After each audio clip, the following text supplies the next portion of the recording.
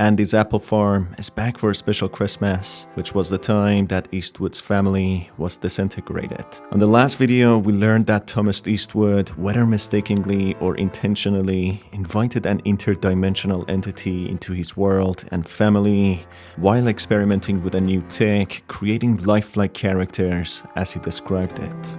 He ended up causing the death of his entire family and his friend Arthur. In the segment, more mysteries and sinister backstories are revealed on how this entity took control of the Eastwoods family. Hi folks, I'm R, your narrator. Consider following me on Twitter, where you can send me video suggestions and communicate with me. This video will have spoilers. With that said, let's begin.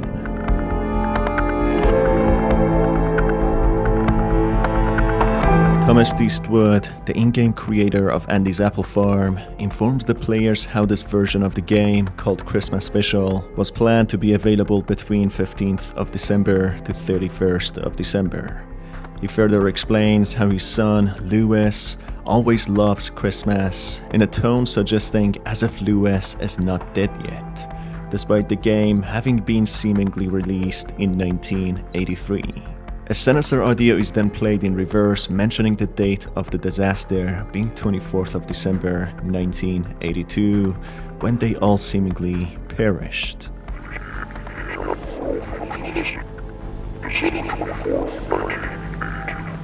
It is then quickly followed by an image of Eastwood's house, when it suddenly becomes overexposed with the same date being displayed, conveying that the house was burnt down. Soon after, Andy welcomes the new players to the Christmas Special with his friends coming to his house to celebrate. Isabella, the daughter of Thomas Eastwood, seemingly trapped in the game with the avatar of Melody, with a creepy image of her flashing in quickly, wishes Andy a Merry Christmas. It's then followed by Margaret, who is seemingly portraying the soul of Cameron, Thomas's wife, then Klaus, representing Arthur, Thomas's friend, and then finally Felix, representing Lewis, Thomas's son. As they plan to decorate the house for Christmas, the game suddenly glitches with texts mentioning to let him out, presumably Thomas, further explaining that this isn't what he asked for. Knowing from the original game, Thomas was possessed by Peter, the interdimensional entity, capable of controlling aspects of the real world and the virtual realm. Thomas seems to have made some sort of a deal with him in order to bring back his family and friends' souls in return for something else. However, by the looks of it, Thomas was cheated, and instead, he alongside his family and friend all got trapped within the virtual realm, being controlled like puppets by Peter.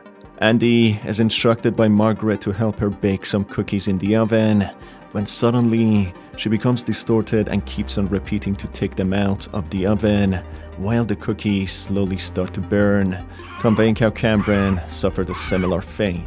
Okay, you can take them out of the oven! Okay, you can take them out of the oven!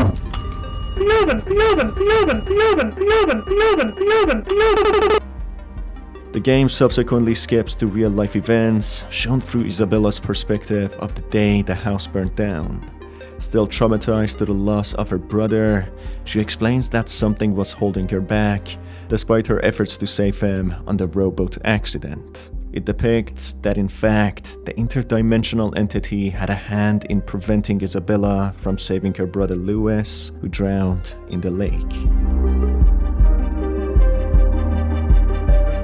She suddenly wakes up to the smell of the house burning down, narrowly escaping the fire, not realizing her mother, Cameron, is still in the house, while Cameron's image burns and becomes distorted, portraying how she died being trapped in the house, while unsettling screams of agony are heard.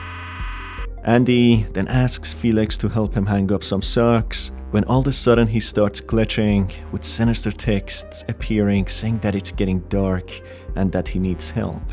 Thomas is then described through the perspective of Lewis and his drawings, who mentions that he likes his father, but that sometimes he's different. He describes how seeing him through the keyhole in his office working on the game, he becomes menacing, having claw-like hands. He ends his description by a scary image of Thomas, as if he's possessed.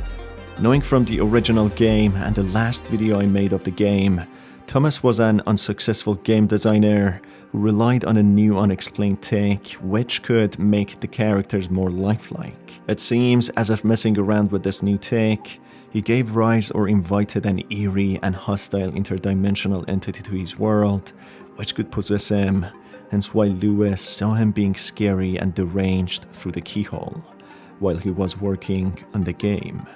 The entity seemingly didn't have enough power to fully take over Thomas and his family, hence why it had to wait for the right time, creating the right situation. Andy, then back at the house, exits from the main door, which unveils more backstory on the night the house burned down. Thomas, infuriated and overwhelmed by the loss of his son Lewis, couldn't help but blame Isabella for not saving him. After a couple of months, slowly moving on and realizing how harsh he has been on his daughter, who already couldn't forgive herself, he buys her a present and decides to surprise her on Christmas Eve. To his shock, Thomas arrives at his burned down house into ashes, with his friend Arthur being present on the site. Thomas, horrified to what might have happened to his family, starts suspecting Arthur might have had a part in burning down the house. He, in disbelief of what has actually happened, keeps interrogating Arthur about his family. That's when Arthur transforms into Klaus the clock and Thomas into Andy the apple, with the rest of what happened revealed on the last video, that Thomas chases after Arthur, hacking at him with his wood axe.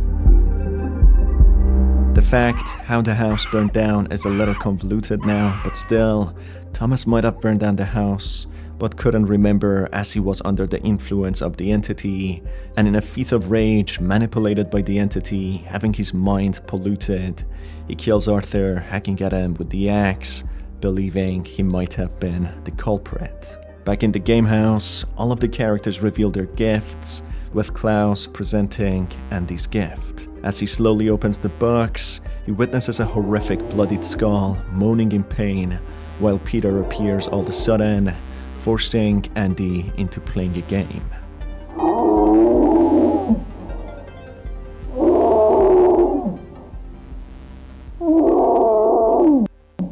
Reluctant to Peter's demands, he's left with no other option. Peter the Pumpkin, scaring Andy, explains the game is called Hide the Body, playing in reverse. Hide the body. Wait, no, stop! Andy, horrified to Peter's demands, begs him to stop, when Peter continues that Andy has done this before in the same place he went missing. Andy, trying to blame Peter for all of the crimes, Peter explains that Andy fully knows who's at fault and that he cannot blame him, as if despite being manipulated by the entity, Thomas, represented by Andy, deep down wanted or at least fantasized about killing Arthur or other things. Teleported into a black room subsequently with the avatars of the characters representing their corresponding victims, Felix for Lewis, Margaret for Cameron, Klaus for Arthur, Andy for Thomas, Melody for Isabella, and finally another character which seems to be a flower or a bee for an unexplained character, a female character which might be Arthur's significant other. Then being put in a game of tag with Peter, who transforms into a monstrous entity, two more parts of the backstory are revealed, with both getting caught and escaping. If Andy gets caught by Peter, a new revelation is unveiled, displaying how Isabella didn't in fact die that night, and that she saw Thomas brutally killing Arthur and dragging his body away, with the question remaining how Isabella actually died, and what Arthur's involvement was being present at Eastwood's burnt down house before Thomas appearing. In the other part of the backstory, after Andy manages to escape Peter, it's revealed that Thomas becomes remorseful after killing Arthur, as if he comes to his senses to what he had done. He drags his corpse into his computer room in an apologetic manner, promising that he will bring him back how he brought back Lewis, while a demonic arm emerges out of the screen, dragging Arthur's body in, with a disturbing image displaying how Arthur transformed into Klaus the clock.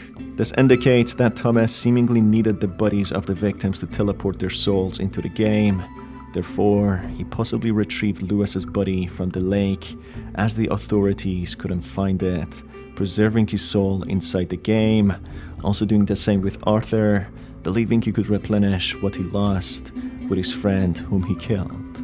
Thomas possibly made a deal with this interdimensional demonic entity to preserve the souls of his family and friends, but in return live in the virtual realm, seemingly to accompany the sad, lonely demon.